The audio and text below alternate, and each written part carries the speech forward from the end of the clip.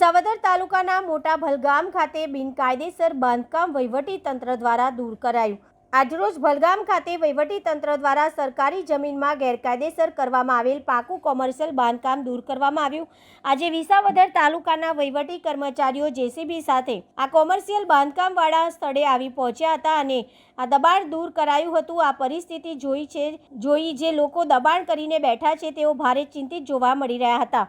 આજે સરકારશ્રીના 15 લાખની કિંમતની જમીન ખુલ્લી કરવામાં આવી હતી અને જ્યાં આવું ગેરકાયદેસર દબાણ છે તે વહીવટીતંત્ર દૂર કરે તેવી લોક માંગણી થઈ રહી છે।